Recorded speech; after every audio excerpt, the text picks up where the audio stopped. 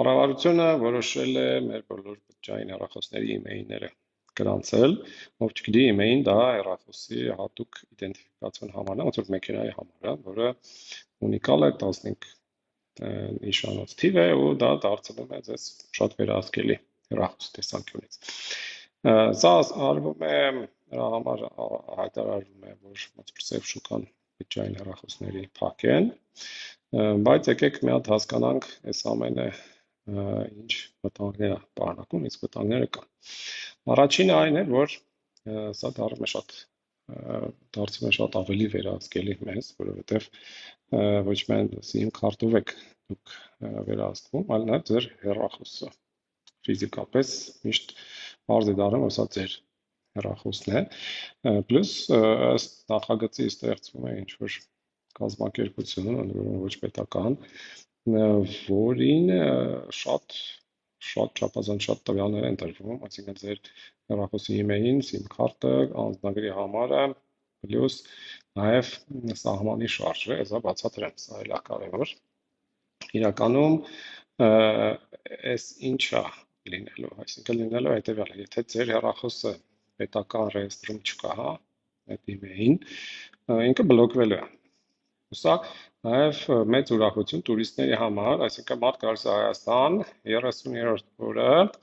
իր հեռախոսը անջատվում է, որտեղ ինքը գրանցված չի, կամ պետք է ինքը գնա հատուկ գրանցվի։ Պատկերացնեք, դուք գալիս եք ինչ-որ երկիր ձեր համար ֆրֆռալու, բայց ուրեմն հատել պետք է գնաք ինչ-որ պետության կառույց հերթ կանգնեք, որ ձեր հեռախոսի email-ին գրանցել, որ բլոկ չընկնի։ Մեր հրաշք։ Մենք այստեղ փաստացի անհամաչափ տվյալների հավաքագրման հետ, որը անվերահսկելի է, վերահսկողների վերահսկողության մեխանիզմ ես առնվազն չեմ տեսնում, ինչ որ մի քանի հազար հեռախոս շուկայից անելու, այսպես, որոնք սև ձևով են, հա, ինչ որ Դուբայից մեկը 3 հատ հեռախոս է բերել, վաճառել է, արդյոք այս խնդիրը լուծելու համար արժի բոլորին հերթական ինչ-որ գերվերահսկողության համակարգի տակ գցել, պլյուս էլի ձեզ ուրախացնեմ, դուք պետք է դրա համար վճարեք, ինչ-որ տուրք կա, որի չափը գրած չէ, բայց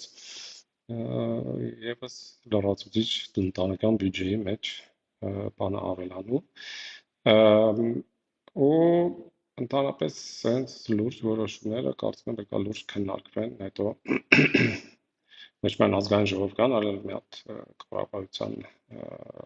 անի մեջ մտնեն ընդունած փաստաթղթերի,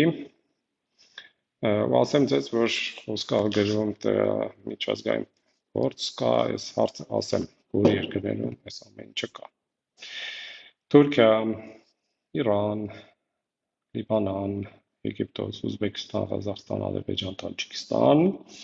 Ինդոնեզիա, Պակիստան, Նեպալ, Կամբոջա, Բանգլադեշ, Չիլի, Կոլումբիա, Մեքսիկա։ Այսա միջազգային փորձը, ինչպես տեսնում եք,